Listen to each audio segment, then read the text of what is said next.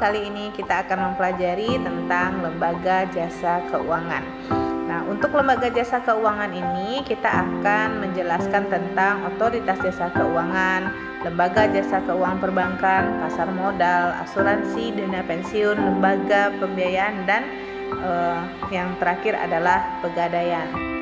Kita mulai dari yang pertama, yaitu otoritas jasa keuangan atau yang lebih akrab kita sebut dengan OJK. OJK ini lembaga negara yang independen dan bebas dari campur tangan pihak lain. Dia mempunyai fungsi, tugas, dan wewenang pengaturan, pengawasan, pemeriksaan, dan penyidikan terhadap keseluruhan kegiatan di sektor jasa keuangan. OJK dipimpin oleh Dewan Komisioner yang bersifat kolektif dan kolegial. OJK berwenang melakukan tindakan pencegahan kerugian konsumen dan masyarakat yang meliputi hal-hal sebagai berikut. Yang pertama, memberikan informasi dan edukasi kepada masyarakat atas karakteristik sektor jasa keuangan, layanan, dan produknya. Yang kedua, tindakan lain yang dianggap perlu sesuai dengan ketentuan peraturan perundang-undangan di sektor jasa keuangan. Dan yang terakhir adalah meminta lembaga jasa keuangan untuk menghentikan kegiatannya apabila kegiatan tersebut berpotensi merugikan masyarakat. Dan dalam melaksanakan tugasnya, OJK berkoordinasi dengan Bank Indonesia dalam membuat peraturan pengawasan di bidang perbankan. Untuk menjaga stabilitas sistem keuangan, dibentuk Forum Koordinasi Stabilitas Sistem Keuangan dengan anggota terdiri dari yang pertama, Menteri Keuangan selaku anggota merangkap koordinator. Yang kedua, yaitu Gubernur Bank Indonesia selaku anggota. Yang ketiga, Ketua Dewan Komisioner OJK selaku anggota. Dan yang terakhir, yang keempat adalah Ketua Dewan Komisioner Lembaga Penjamin Simpanan selaku anggota. Kita lanjut pembahasan kita yang kedua, yaitu lembaga jasa keuangan perbankan. Bank adalah badan usaha yang menghimpun dana dari masyarakat dalam bentuk simpanan dan menyalurkannya kembali kepada masyarakat dalam bentuk pinjaman atau kredit dalam rangka meningkatkan taraf hidup rakyat banyak. Dalam menjalankan usahanya, bank berfungsi sebagai yang pertama adalah penghimpun dana dari masyarakat, dan yang kedua, dia merupakan penyalur dana ke masyarakat, dan yang ketiga merupakan pelayan dari masyarakat. Sekarang kita pelajari tentang jenis-jenis bank menurut kegiatannya. Yang pertama ada bank sentral, yang kedua ada bank umum, yang ketiga bank syariah, dan yang terakhir adalah bank perkreditan rakyat atau yang disingkat dengan nama BPR. Menurut bentuk badan hukum, bank dibedakan menjadi bank yang berbadan hukum perseroan terbatas atau PT, koperasi, dan perusahaan daerah atau PD. Kita lanjutkan pembahasan tentang pembagian bank menurut kepemilikan. Ada 4, yang pertama adalah bank pemerintah, yang kedua bank swasta, yang ketiga bank campuran, dan yang keempat adalah bank pemerintah daerah.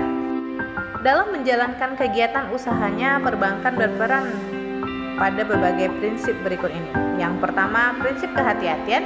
Yang kedua, prinsip kepercayaan. Yang ketiga, prinsip kerahasiaan. Dan yang keempat adalah prinsip mengenal nasabah. Next, pembahasan kita selanjutnya adalah LPS atau Lembaga Penjamin Simpanan. Nah, LPS merupakan suatu lembaga independen yang berfungsi menjamin simpanan nasabah, penyimpanan, atau turut aktif dalam memelihara stabilitas sistem perbankan sesuai dengan kewenangannya. Pembahasan kita selanjutnya adalah pasar modal. Nah, untuk pasar modal ini, dia adalah pasar tempatnya bertemunya permintaan dan penawaran dana-dana jangka panjang dalam bentuk penjualan dan pembelian surat-surat berharga. Pasar modal secara umum peranannya adalah sebagai berikut. Yang pertama, pasar modal dipandang sebagai indikator perekonomian negara. Yang kedua, pasar modal dipandang sebagai sarana penambah modal bagi badan usaha. Yang ketiga, pasar modal dipandang sebagai sarana pemerataan pendapatan. Dan yang keempat, pasar modal dipandang sebagai sarana peningkatan pendapatan negara.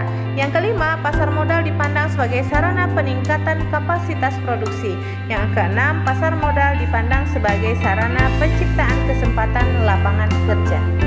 Dan lembaga pendukung pasar modal di Indonesia yaitu Bapepam, Bursa Efek, Akuntan Publik, Underwriter, Wali Amanat, Notaris, Konsultan Hukum, dan lembaga clearing. Pasar modal juga memiliki produk yang diperjualbelikan. Produk-produk itu antara lain adalah saham, obligasi, right issue, waran, dan reksadana. Di semua bursa berlaku prinsip good delivery, adalah setiap efek yang diperdagangkan merupakan efek-efek yang siap untuk diserahkan. Next, kita akan bahas perasuransian. Asuransi adalah suatu perjanjian dengan nama seseorang penanggung mengikat diri kepada seseorang tertanggung dengan menerima suatu premi untuk penggantian kepadanya karena suatu kerusakan atau kehilangan keuntungan yang diharapkan yang mungkin akan dideritanya karena suatu peristiwa yang tidak tertentu. Fungsi asuransi terdiri dari dua, yaitu fungsi utama dan fungsi sekunder. Sementara untuk peran asuransi terbagi menjadi tiga. Yang pertama, memberikan keamanan. Yang kedua, menghasilkan sumber dana. Dan yang terakhir adalah mendorong pertumbuhan ekonomi di suatu negara. Kita akan lihat jenis asuransi dari segi sifatnya. Terbagi menjadi dua. Yang pertama adalah asuransi sosial atau asuransi wajib. Dan yang kedua adalah asuransi sukarela. Sementara jenis asuransi dari segi objek dan bidang usahanya dibagi menjadi empat. Yang pertama adalah asuransi orang, yang kedua asuransi umum atau asuransi kerugian, yang ketiga asuransi perusahaan atau reasuransi umum, dan yang keempat adalah perusahaan asuransi sosial. Terdapat 6 prinsip dasar yang harus dipenuhi dalam kegiatan usaha asuransi, yaitu sebagai berikut. Yang pertama adalah insurable interest, yang kedua utmost good faith, yang ketiga proximate cause, yang keempat indemnity, yang kelima subrogation, dan yang keenam adalah contribution. Sementara untuk produk-produk asuransi antara lain sebagai berikut. Yang pertama adalah asuransi jiwa, asuransi kesehatan, asuransi kendaraan, asuransi pendidikan, dan yang terakhir adalah asuransi properti. Next, kita ke materi selanjutnya, yaitu dana pensiun. Dana pensiun ini merupakan badan hukum yang mengelola dan menjalankan program yang menjanjikan. Untuk jenis dana pensiun ini dibagi menjadi dua. Yang pertama yaitu dana pensiun pemberi kerja atau kita singkat dengan DPPK. Dan yang kedua adalah dana pensiun lembaga keuangan atau DPLK. Materi selanjutnya adalah dana pensiun. Fungsi dana pensiun yang utama adalah menyediakan dana atau uang pertanggungan apabila peserta meninggal dunia atau mengalami kecelakaan yang mengakibatkan seseorang cacat sebelum mencapai usia pensiun. Peran dana pensiun yang pertama yaitu menyediakan biaya hidup di hari tua. Yang kedua adalah sarana peningkatan ekonomi, dan yang terakhir dia merupakan penambah motivasi dan ketenangan kerja bagi pekerja. Jenis dana pensiun kita bagi menjadi dua, yaitu dana pensiun pemberi kerja atau DPPK, dan yang kedua adalah dana pensiun lembaga keuangan atau DPLK. Prinsip kegiatan usaha dana pensiun adalah menghimpun dan mengelola dana guna memelihara kesinambungan penghasilan pada hari tua dalam rangka mewujudkan keadilan sosial bagi seluruh rakyat Indonesia. Umumnya, produk dana pensiun yang ditawarkan oleh DPLK adalah produk pensiun dengan konsep tabungan dan produk pensiun plus dengan asuransi jiwa.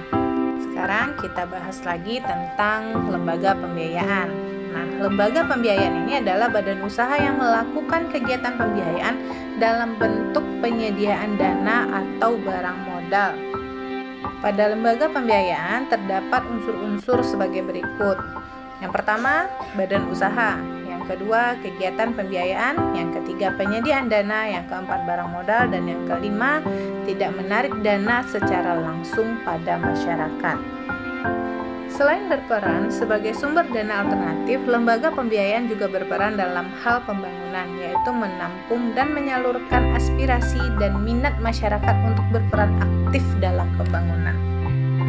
Lembaga pembiayaan berdasarkan Peraturan Presiden Nomor 9 Tahun 2009 meliputi sebagai berikut. Yang pertama perusahaan pembiayaan, yang kedua perusahaan modal ventura, dan yang ketiga adalah perusahaan pembiayaan infrastruktur.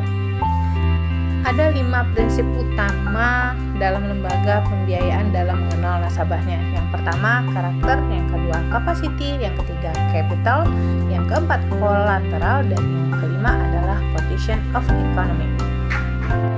Berikut adalah sebagian jenis dan produk lembaga pembiayaan. Yang pertama itu lembaga pembiayaan pembangunan dan lembaga perantara, yang kedua adalah leasing atau sewa guna usaha. Next, pembahasan kita berikutnya adalah pegadaian. Nah, pegadaian ini mungkin paling sering kita lihat dan kita kenal melalui media cetak maupun media elektronik. Perusahaan Umum Pegadaian adalah satu-satunya badan usaha di Indonesia yang secara resmi mempunyai izin untuk melaksanakan kegiatan lembaga keuangan berupa pembiayaan dalam bentuk penyaluran dana ke masyarakat atas dasar kepentingan masyarakat tersebut. Nah, untuk logonya sendiri, Pegadaian menggunakan moto mengatasi masalah tanpa masalah. Untuk menyelenggarakan tugas-tugas pokok tersebut, Pegadaian mempunyai fungsi berikut. Nah, yang pertama yaitu mengawasi pengelolaan perusahaan. Yang kedua, mengolah penyaluran uang pinjaman atas dasar hukum gadai dengan cara tepat, mudah dan aman. Yang ketiga, melakukan penelitian dan pengembangan. Yang keempat yaitu menciptakan dan mengembangkan usaha-usaha lain yang menguntungkan bagi masyarakat ataupun perusahaan. Yang kelima, mengolah keuangan, perlengkapan kepegawaian dan diklat. Dan yang terakhir yaitu mengelola organisasi, tata kerja dan tata laksana. Kontribusi Pegadaian terlihat dari layanan keuangan jasa pembiayaan, di mana Pegadaian menyediakan pola pembiayaan melalui sistem gadai. Pegadaian dibedakan atas pegadaian konvensional dan pegadaian syariah. Prinsip kegiatan usaha Pegadaian terbagi menjadi 2. Yang pertama yaitu penghimpunan dana dan yang kedua adalah penggunaan dana. Sementara untuk produk dan jasa yang ditawarkan Perum Pegadaian antara lain sebagai berikut. Pertama, pemberian pinjaman atas dasar hukum gadai, yang kedua penaksiran nilai barang, yang ketiga penitipan barang, dan yang terakhir adalah jasa lain seperti kredit pada pegawai dengan penghasilan tetap dan gold counter atau penjualan